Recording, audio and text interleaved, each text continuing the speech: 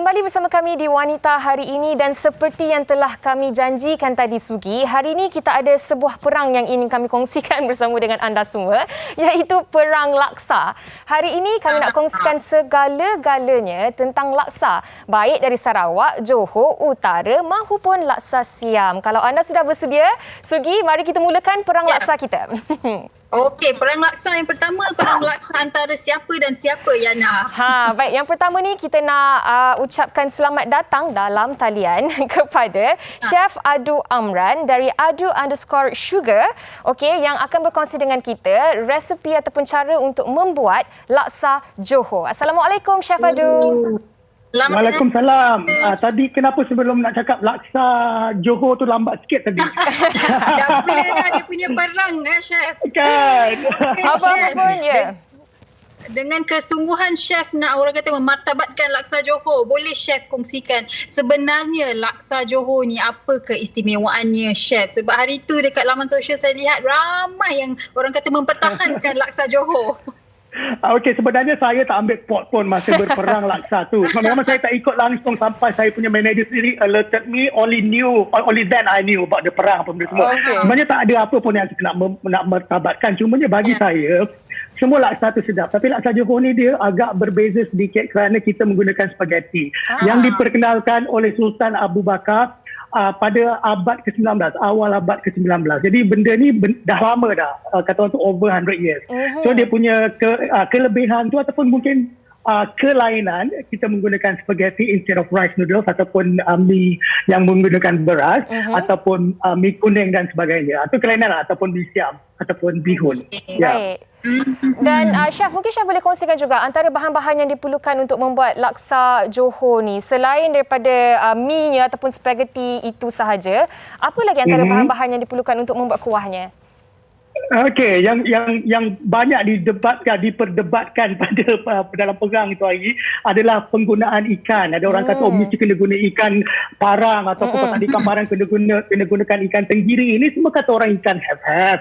Ikan tenggiri lagilah mahal. Lagi mahal ikan tenggiri 1 kilo sampai RM40, RM50. Siapa mampu nak buat laksa Johor menggunakan ikan tenggiri? Memang kalau traditionally atau mengikut tradisinya kita menggunakan ikan parang.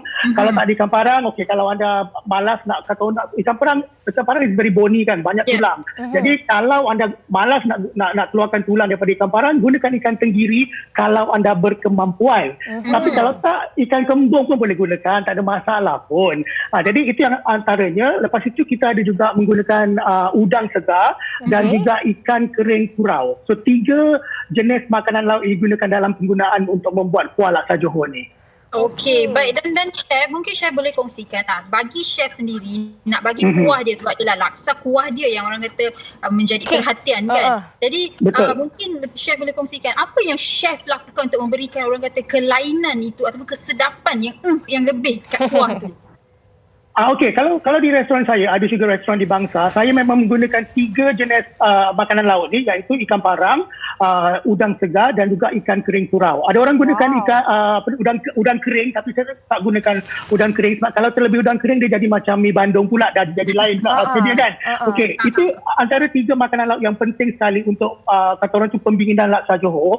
Lepas itu kalau kita masak, especially kalau kita nak berniaga, janganlah kena ikut bahan. Memang kena banyak sebab laksa Johor adalah dia punya kuah laksa adalah kuah yang paling pekat dalam dunia, bukan dalam Malaysia saja, kerana traditionally kita makan laksa Johor menggunakan tangan. Jadi kalau kuah tu cair, habislah satu baju dengan kuah laksa kan. Jadi kuah kena pekat. Jadi untuk memekatkan kuah, kita tak gunakan tepung jagung dan sebagainya. Jadi kita perlu menggunakan penggunaan ikan ataupun makanan laut secukupnya untuk memastikan yang kuah kita itu pekat. Sugi, saya sebenarnya memang tertarik bila Chef kongsikan yang laksa Johor ni sebenarnya pada awalnya dimakan menggunakan tangan. Sebab biasanya kalau laksa selain daripada laksa Johor memang kita kena makan sudu dengan garfu kan.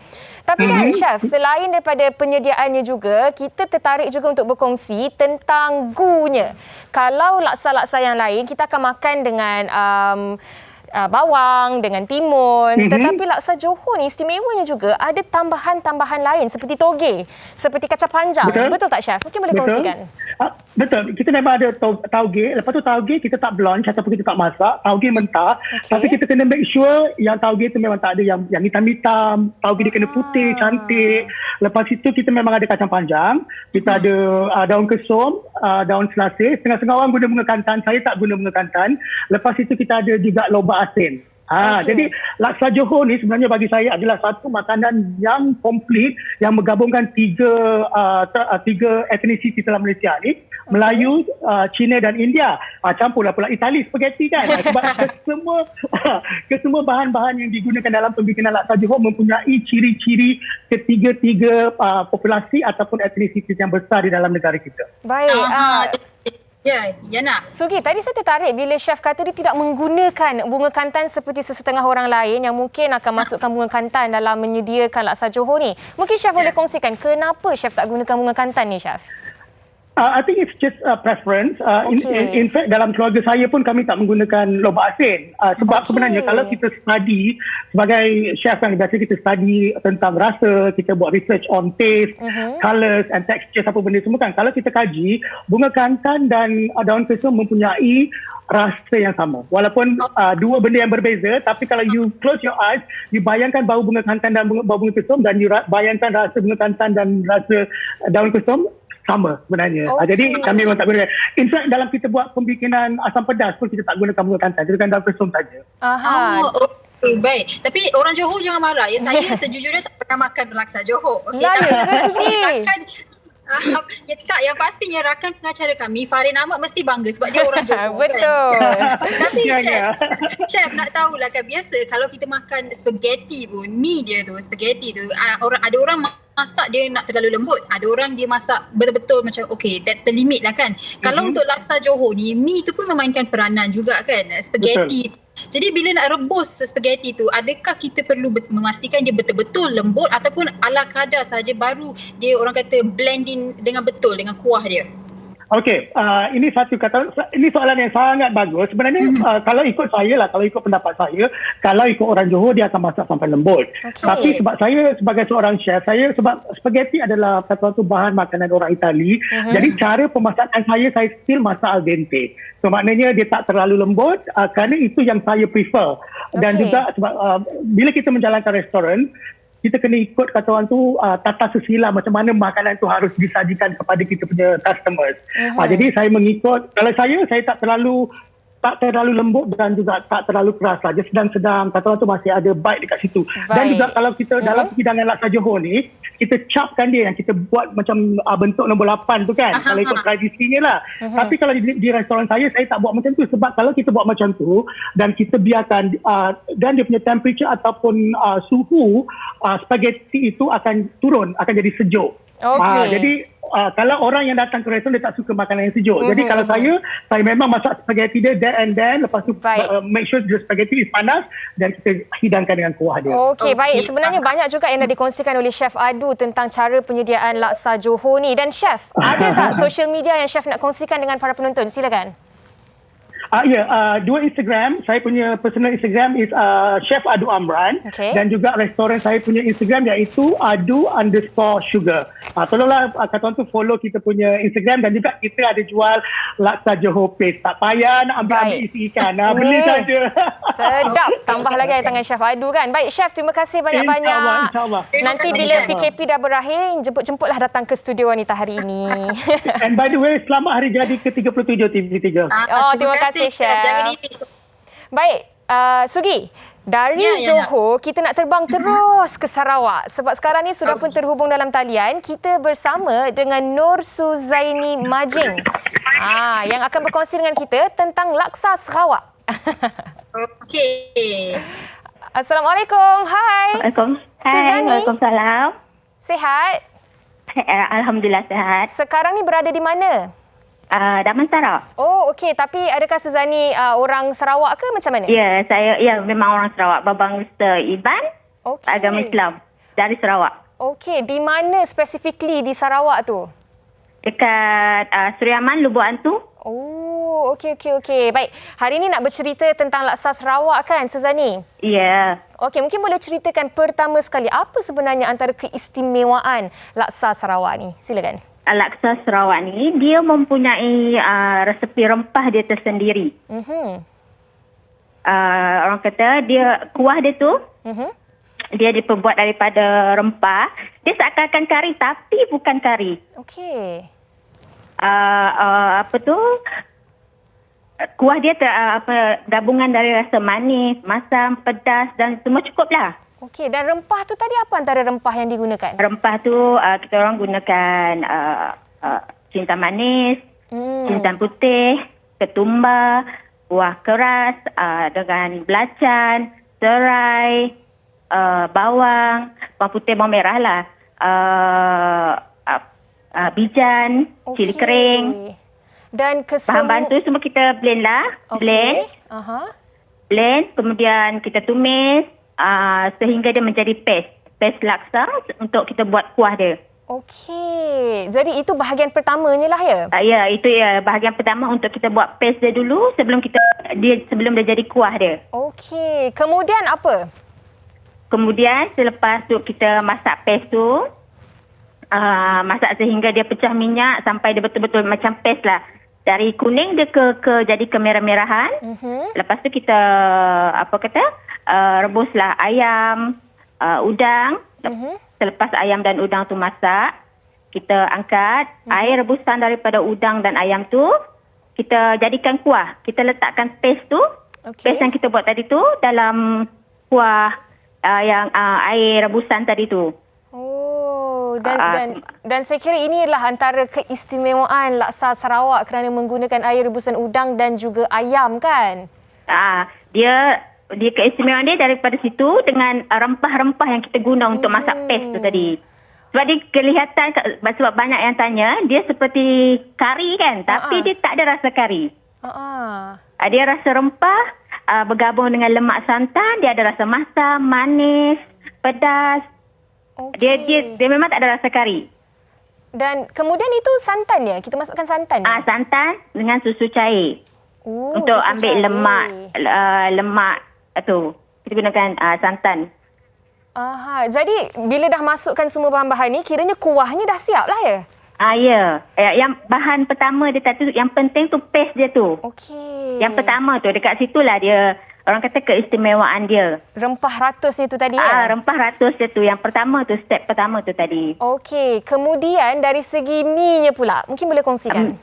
Mi-nya kita gunakan mihun. Mihun sahaja ya?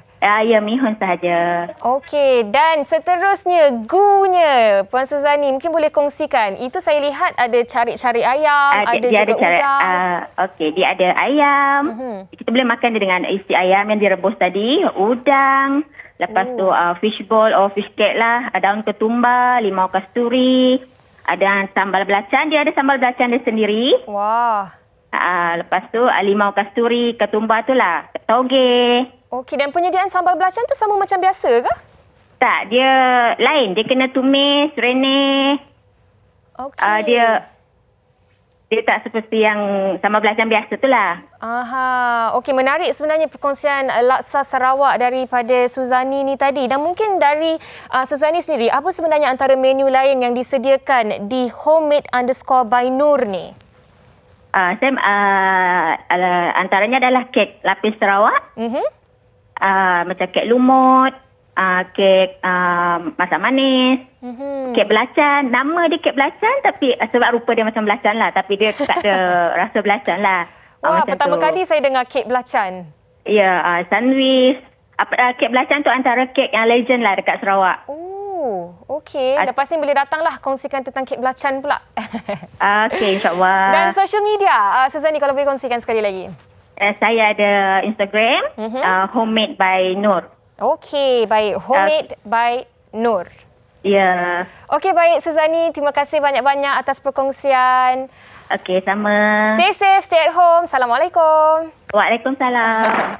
Baik, saya pula secara peribadi kan mula try ataupun rasa laksa Sarawak waktu tu ketika saya masih lagi belajar di Universiti Malaya. Roommate saya waktu tu, Emma Kamarzaman, dia merupakan orang Sarawak dan dia yang datang ke dorm kami dan bawa laksa Sarawak untuk saya rasa. Sampai sekarang saya ingat, saya terus jatuh cinta dengan laksa Sarawak.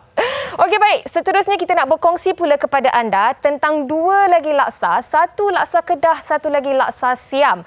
Dan sudah pun bersama dengan kita dalam talian, kita bersama dengan Siti Haja Mahazir dan juga Anith Balkis Ramli dari Rumah Laksa. Assalamualaikum, Balkis.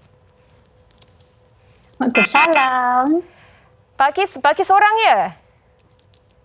Sepatutnya dengan Siti Haja, tapi mungkin lain dia kot. Okey, tak apa. Balkis dah ada pun, kita dah bersyukur dah sangat-sangat.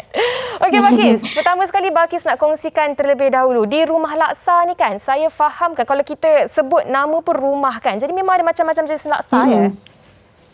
Ya, betul. Di bawah rumah ni kita ada 4 rakyat. Rakyat laksa Sarawak, laksa Johor, laksa Kedah dengan laksa Siam. Wow, dan hari ini nak berkongsi dengan penonton setia wanita hari ini tentang laksa Siam dan laksa Kedah, betul? Ya, betul. Okey, Anith mungkin boleh kongsikan terlebih dahulu tentang laksa Siam. Okey, macam saya buat laksa Siam. Laksa Siam ni tak ramai tahu. Okey. Tapi kalau belah utara macam saya daripada Kedah, jadi belah utara Perlis Kedah tu macam dah familiar lah dengan laksa Siam ni. Jadi laksa Siam ni dia unik sikit sebab dia ada campuran macam-macam. Kita rebus lengkuas, serai, bawang putih. Bawang putih ni kena lebih. Sebab kalau masakan Siam, masakan Thai, memang kita pakai bawang putih tu lebih. Jadi semua tu kita rebus, lepas tu kita buat dia punya paste. Lepas tu kita masak macam laksa macam biasalah. Ada santan, ada pakai air asam jawa, lepas tu daun limau purut. Untuk paste tu tadi, mungkin boleh kongsikan sedikit lagi apa sebenarnya antara bahan-bahan yang paling penting yang perlu ada untuk membuat laksa Siam ni? Okey, kalau masakan Thai ni kalau tak pedas, tak Siam lah orang kata kan. Jadi kita pakai cili hijau sebab sebab saya tak nak kuah saya jadi macam merah, sebab tu saya pakai cili hijau, cili api hijau.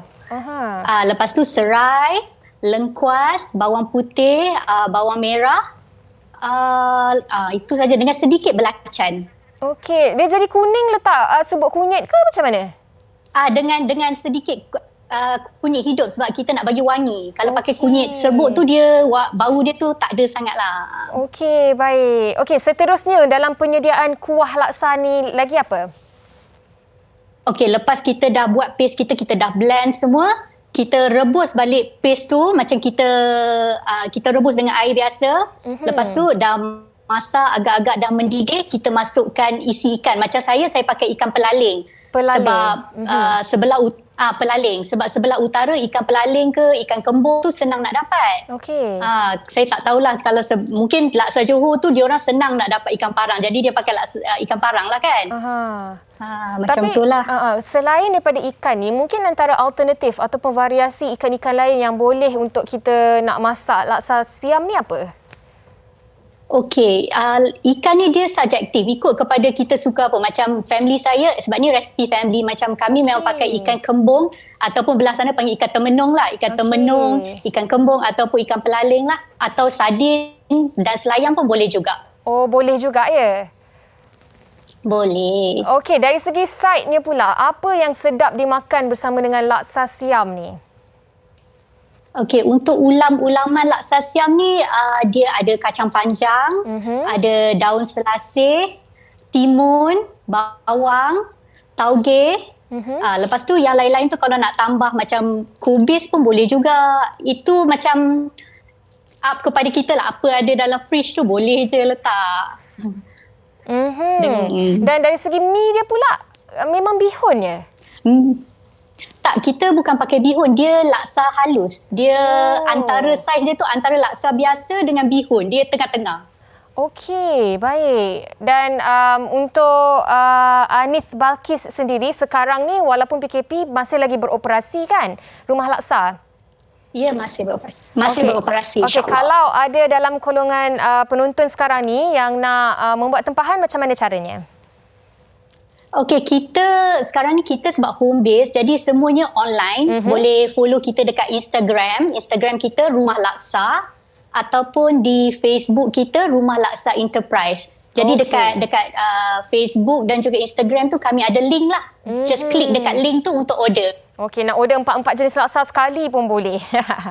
Okey. Boleh. Itu dia tadi perkongsian dari Anith Balkis berkenaan dengan laksa siam. Seterusnya kita nak bersama dengan rakan Anith, iaitu Siti Haja yang nak berkongsi dengan kita tentang laksa Kedah. Assalamualaikum. Waalaikumsalam. Haja, apa khabar? Hai. Selamat Hari Raya. Selamat Hari Raya. Masih lagi. Boleh. Okey, Haja nak berkongsi dengan kita semua tentang laksa Kedah kan? Boleh. Okey, pertama sekali mungkin boleh ceritakan apa sebenarnya keistimewaan laksa Kedah?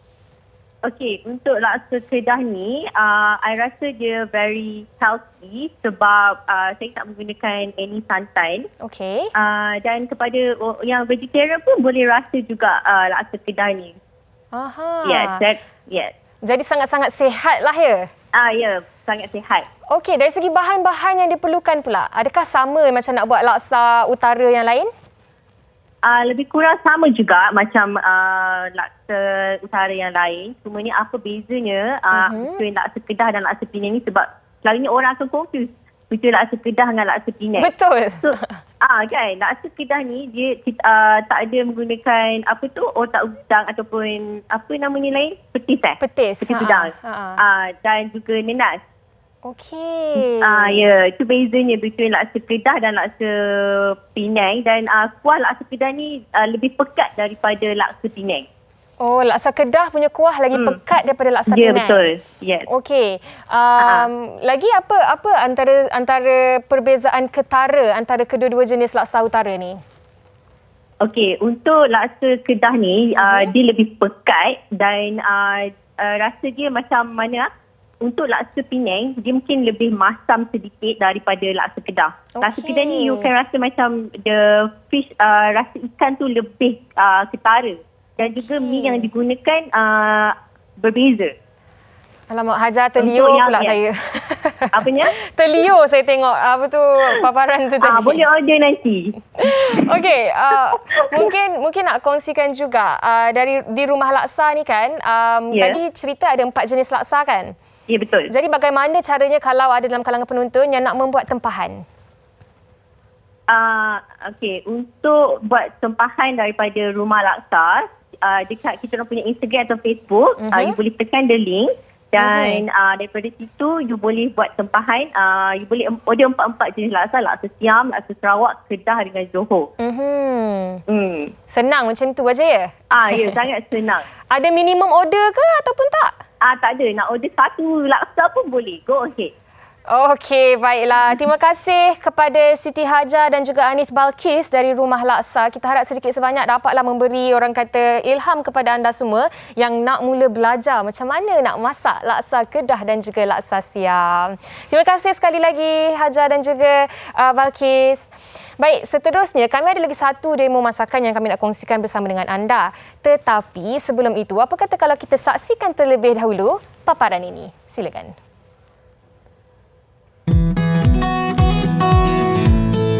Macam saya suka 3 jenis laksa. Saya suka laksa Sarawak, laksa Johor dan laksa Penang. Sebab rasa dia yang berbeza. Contohnya macam laksa Johor, mi dan kuah dia berbeza dengan laksa-laksa lain. Macam laksa Sarawak, dia rasa pedas-pedas macam tu, berlemak macam tu. Kalau macam laksa Penang, dia ada rasa yang unik. Saya suka laksa utara sebab kuah dia lebih pekat. Kalau nak pekat lagi, kita tambahlah isi ikan dia lebih. Lepas tu nak pedas, ekstra pedas, kita tambahlah cili. Macam laksa Johor tu dia macam spaghetti sikit. Tapi saya memilih laksa utara. Rasa dia lebih juicy. Kena isi ikan dia saya letak lebih. Lepas tu kalau nak sedap lagi, letaklah ikan seko. Saya memang jenis suka dengan laksa. Favorite sangat-sangat laksa tu. So memang susah nak buat pilihan kat situ. Semua adalah favorite. Yang penting kuah kena pekat, and then kena cukup timun, ada bawang, ada nenas, ada telur. Kalau tak ada semua tu tak komplit lah laksa tu. Saya suka laksa Kedah, laksa Sarawak dan laksa Johor. Laksa Kedah ni unik dia, ada di kalangan kita yang makan dengan bihun goreng. Dan seterusnya laksa Sarawak, kondimen dia pun lain daripada laksa yang lain. Dia ada telur dadah, ada udang dengan sambal belacan. Apa yang pasti, setiap orang ada orang kata selera yang berbeza bila kita bercakap tentang laksa ni. Dan sekarang, seperti yang nak katakan tadi, ada satu lagi laksa yang kami nak kongsikan bersama dengan anda. Kita pergi ke negeri Cik Siti Wan Kembang. Kita bersama sekarang ni sudah pun terhubung di dalam talian bersama dengan Teh Aina Hazikah Muhammad. Assalamualaikum, Teh. Hello, Teh. Waalaikumsalam. Ya. Memang orang Kelantan ke? Dok orang Terengganu. Oh, Terengganu. Terengganu. Okey. Baik, mungkin Teh nak kongsikan terlebih dahulu apa sebenarnya keistimewaan laksam dari Kelantan ni. Kalau kita lihat, pertamanya dari segi warna kuahnya tu pun dah lain dah dengan laksa-laksa yang lain. Betul. Okey, untuk laksam dari Terengganu ni, dia punya keistimewaan dia sangat mudah disediakan dan sedap lah. Dia punya tekstur apa semua tu memang mudah untuk dibuat apa semua. Okey. Yana, boleh saya sampuk Yana? Dan boleh, saya bilang Sugi. Terkejut saya, Sugi. Tiba-tiba ada Sugi. Ya, laksam. Saya nak tahu apa sebenarnya laksam ni. Sebab selalu saya dengar laksam. Tapi nak tahu perbezaan laksam dengan laksa ni sebenarnya. Apa beza dia? Okey, macam yang kita tahu, laksa ni dia ada pelbagai jenis. Ada laksa Penang, ada laksa Sarawak, apa semua. Macam kita punya laksam ni, dari segi kuah pun memang berbeza. Kita guna kuah ikan. Dan tekstur laksam itu sendiri berbeza dengan laksa-laksa yang lain. Sugi pernah rasa kita akan gulungkan lah. Ya? Sugi pernah rasa beza macam mana? Saya tak pernah rasa Yana laksam. Banyak nak kena hantar ke Sugi ni. Ya, betul lah. Tapi kalau buat versi vegetarian sahaja. Boleh. Mungkin nak tahu juga apa beza dia bila kita cakap laksam ni, bila nak masak kuah dia, mungkin cara masakan ke bahan-bahan dia ke macam mana tu? Okey, faham. Okey, untuk laksam ni kita kena buat dengan cara kukus. Bancuhan tepung dan air tu kita akan letak di dalam periuk kukusan dan tunggu sehingga masak. Dan kita gulungkan. Tekstur dia lebih kurang dengan kuih tiaw. Tapi dia lebih tebal. Dari segi kuah pula, sebaiknya guna santan segar dan ikan yang segar untuk dapatkan rasa yang lebih berkualiti lah. Okey, faham. Untuk dia punya tu. Ya. Dan sebenarnya kan Sugi, laksam ni sedap tau. Nanti Sugi kena rasa. Kita cari yang vegetarian betul-betul untuk Sugi. Tapi saya selalu juga tengoklah orang makan laksam kan. Macam yang dikatakan tadi, dia macam kuih tiaw kan. Dia tak biasa, tak macam orang kata mi laksa yang digunakan itu kan. Tapi adakah laksam ini ada beza ke macam mana? Kalau dekat utara lain rasanya, kalau dekat selatan, negeri-negeri selatan lain bezanya ke? Memang utara je biasa makan laksam? Okey, laksam ni dikenali di negeri pantai timur seperti Kelantan dengan Terengganu. Dia dikira sebagai makanan istimewa untuk negeri-negeri tersebut lah. Betul. Dan kalau saya tanya Kak Uyaina pun rasa dia tahu Kelantan kan. Betul. Saya sebenarnya kalau pernah syuting Nona dulu di Kelantan, memang pergi cari laksam di sana sebab rasa dia memang autentik dan original laksam dari Kelantan. Okey, Teh, mungkin Teh boleh kongsikan juga sebenarnya kan apa dia punya ulam-ulaman ataupun gunya kalau kita nak makan laksam? Okey, gu dia nak lagi rasa yang macam orang kata macam lagi lah. Sedap tu kan. Lah macam tu kan. Dia sebaiknya kita guna daun-daun tradisional seperti bunga kantan, daun pegaga, tenggek burung, pucuk puntat, apa semua tu supaya yang daun-daun ni dia akan menarik lebih bau dia dengan rasa tu. Dia akan rasa lagi wangi lah bila kita makan dengan kuah ikan dengan laksam tu. Ya nak. Tadi saya nak sebut pantai timur tapi tersebut utara. Marah orang utara. Tak apa. Tak apa, biasa. Tak, kita semua tahu Sugi tersilap sebut. Tapi sebenarnya kan Sugi, kita nak tahu juga, teh sekarang ni berada di Negeri Sembilan, betul? Betul, ya betul. Jadi Negeri kalau Sembilan. ada dalam kalangan penonton yang nak membuat tempahan, adakah hanya boleh dilakukan oleh mereka yang berada di Negeri Sembilan sahaja? Tak, kita ada buat penghantaran ke Kuala Lumpur, Putrajaya melalui delivery. Dan untuk sekitar Negeri Sembilan boleh order melalui Instagram ke apa untuk kita hantarlah. Baik. Okey, baik. Dan ada minimum order ke bagaimana kalau mereka di Kuala Lumpur nak membuat pesanan? Tak ada, tetapi kalau untuk jimatkan kos penghantaran tu, kita nasihatkan sebaiknya kita buat banyak order lah. Order lah banyak sikit. Nanti kos penghantaran pula betul. lagi mahal daripada harga makanan tu sendiri. Betul. Okey Teh, akhir sekali Teh, mungkin boleh kongsikan social media kalau ada dalam kalangan penonton kita yang nak merasa laksam dari Teh ni. Okey, boleh untuk social media kita boleh kunjungi ke cafe_embun, KAFE_EMBUN. Okey. Kita ada buka kedai juga, tapi buat masa ni kita tutup sementara dan kita buat di rumah sajalah untuk online je. Okey, baik. Terima kasih Teh atas perkongsian. Selamat maju jaya. Nanti saya nak order lah laksam dari Teh ni. Boleh. Terima kasih. Okey, baik. Sugi, saya kira itu antara laksa-laksa yang terdapat di Malaysia khususnya. Dan walaupun topik kita pada hari ini adalah perang laksa, sebenarnya saya lihat laksa ni walaupun tak kisahlah berasal dari negeri yang mana, Sarawak ke, Johor ke, Kedah mahupun Siam, ia sebenarnya menyatukan kita semua. Sebab rakyat Malaysia ni seronok kalau dapat makan. Betul tak Sugi? Betul tu Yana, dan perang tu sekadar orang kata hiburan sahaja. Kita tak payahlah berperang, laksa mana yang lebih bagus, laksa siapa yang menjadi pemenangnya. Setiap satu ada keistimewaannya. Betul, dan saya pula sebenarnya orang Kuala Kangsar. Jadi Sugi kena rasa laksa Kuala juga. Jadi itu bermakna Yana perlu masak untuk saya. Okey, challenge accepted. Baik Sugi, kita nak berehat seketika. Kita akan kembali selepas ini di Wanita Hari Ini. Jangan pergi mana-mana.